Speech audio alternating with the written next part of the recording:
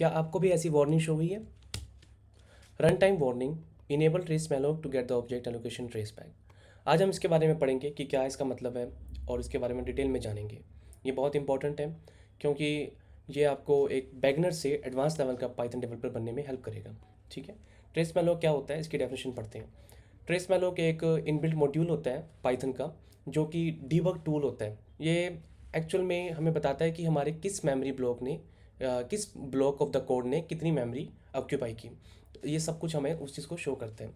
तो जितने भी ये मेमोरी ब्लॉक्स होते हैं उसको ट्रेस भी करता है, और जितने भी ये कहाँ कहाँ पे कौन सी फाइल, कौन सी लाइन नंबर पे कितनी टोटल साइज़ था, ये सारी चीज़ों को वो हमें बताता है। ठीक है, तो ये बहुत इंपॉर्टेंट है और इसकी हमें नॉलेज होनी चाहिए अच्छे से, क्योंकि डिबगिंग में ये काफ़ी हेल्पफुल होता है।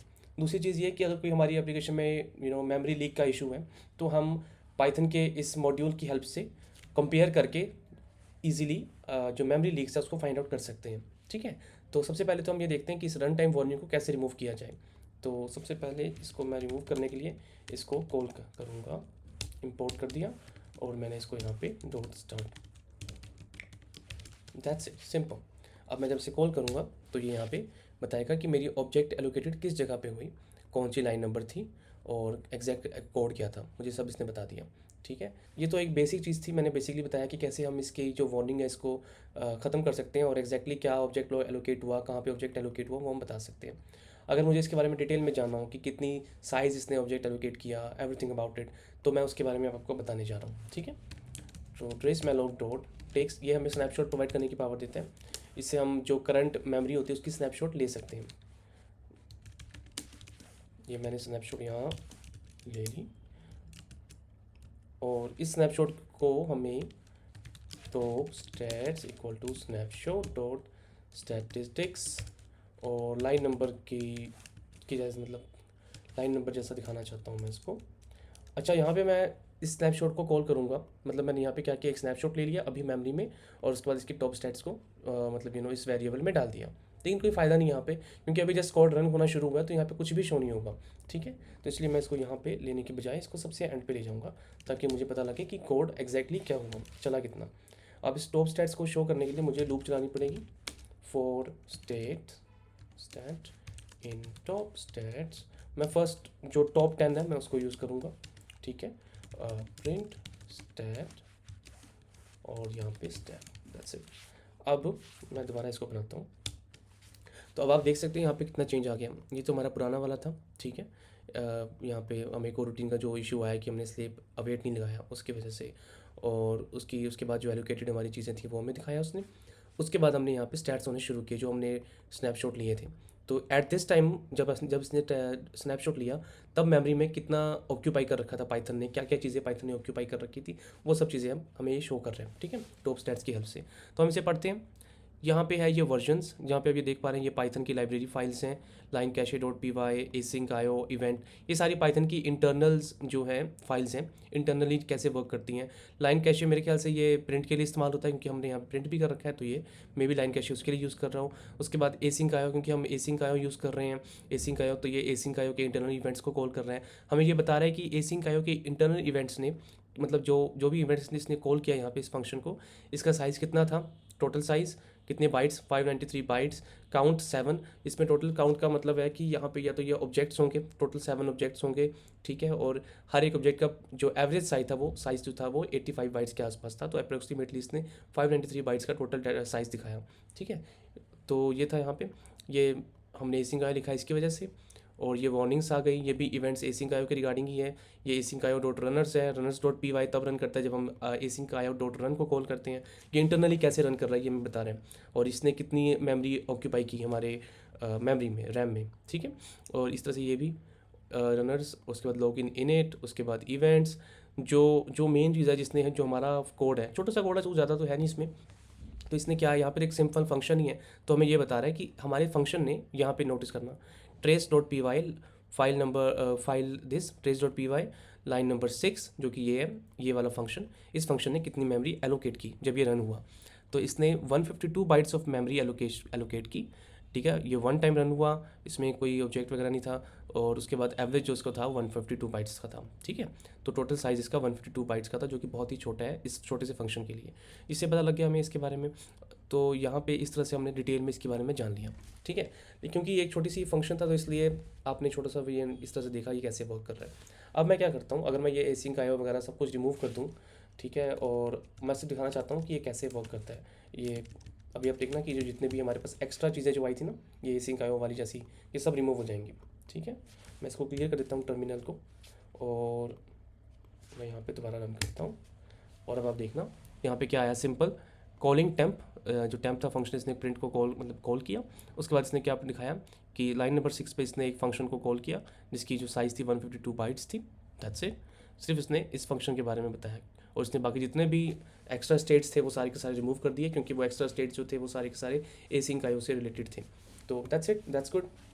उसके बाद अब मैं इसको थोड़ा और बड़े फाइल को पढ़ाता हूँ, ताकि हमें फ़र्क पता लगे कैसे वर्क करता है, इसको हम कैसे यूज़ कर सकते हैं, ठीक है। तो उसके लिए यहाँ पे इसको मैं बंद कर देता हूँ, और यहाँ पे मैं करता हूँ एक फ़ाइल ओपन। इसके हम डिटेल में जा रहे हैं, पढ़ने के लिए पढ़ रहे हैं कि कैसे ये वर्क करता है। इसको मैंने रीड मोड में ओपन कर लिया, ओके, और f.read, दैट्स इट। अब यहाँ पे ये f.read हुआ। याद रखना मैंने आपको बताया था जो ट्रेस मैलोक होता है ये क्या करता है, ये ट्रेस करता है memory blocks allocated by Python. Python ने जो मेमोरी ब्लॉक एलोकेट किए हैं ये उसको ट्रेस करता है। पाइथन के अलावा अगर कोई और मेमोरी एलोकेट करेगा तो ये उसको नहीं ट्रेस कर पाएगा, ठीक है। तो अब यहाँ पे मैंने एक फ़ाइल ली, इसको ओपन किया और इसको रीड कर लिया। तो यहाँ पे क्या फ़र्क आना चाहिए पुराने वाले से, अगर मैं इसका स्नैपशॉट अब लूँ तो अब आप देख सकते हैं इसका स्नैपशॉट छोटा सा इसने ये स्नैपशॉट लिया।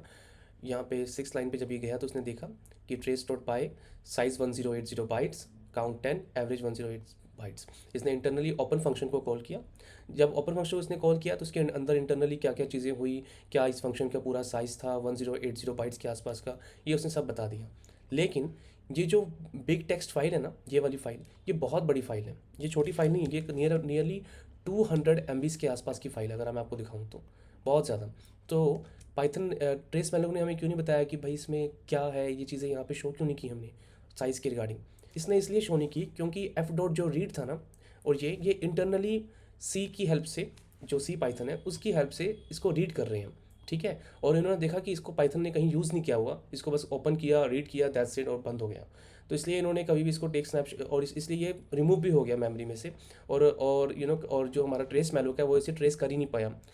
अब इसको अगर मुझे पता करना हो कि भाई सच में ये फ़र्क है कि नहीं, तो मैं क्या करूँगा, मैं यहाँ पे कंटेंट डॉट एफ रीड करूँगा। अब मैंने क्या किया, इस फाइल को रीड किया, इस बड़ी सी फाइल को रीड किया और इसको कंटेंट में डाल दिया, ठीक है। और अब मैं इसको अगर रीड करूँगा तो क्या फ़र्क आएगा मेमोरी के अंदर, स्नैपशॉट के अंदर। तो ये जो कंटेंट है ये आपको पता है ये बाहर भी एक्सेसिबल होगा। लोकल वेरिएबल्स जो होते हैं पाइथन के, ये ग्लोबल स्कोप पे भी एक्सेसिबल होते हैं। तो जब यहाँ पे आएगा ना, जब ये विद ओपन शुरू होगा और कंटेंट कंप्लीट होगा, उसके बाद ये इस फाइल को क्लोज भी कर देगा प्रॉपरली। लेकिन ये जो कंटेंट जिसमें इसने सेव किया था सारी की सारी फाइल को, ये अभी भी वैसे का वैसे ही रहेगा। तो इस टाइम पे मैं रैम के अंदर ये कंटेंट सेव रहेगा। तो अगर मैं अब आपको शो करूँ तो अब आप देखो कितना ये एक फ़र्क आ गया। क्या पहले स्टेट किया था सिर्फ 1080 बाइट जो इस फंक्शन को कॉल करने का था, ठीक है। उसके बाद अब जो स्टेट आया उसका वो ये है, frozen codecs 332, size 198 megabytes, count 1, average size 198 megabytes. इससे क्या हुआ, इसे ये क्या पता चला हमें कि इसने जब हमने वेरिएबल ले लिया ना, जब वेरिएबल में सारा स्टोर कर लिया ना एफ डॉट रीड करके, तो ये फ्रोजन कोडेक्स क्या चीज़ है एक्चुअल में, ये पाइथन का इंटरनली जो डिकोड करता है ना वो बाइट्स को रीडेबल करने के लिए, UTF-8 में कन्वर्ट करने के लिए ये वो कर रहा है, ये उसकी कॉलिंग हो रही है। और इसके टोटल साइज़ उसने जो बनाया है वो 198 मेगाबाइट्स के आसपास का है।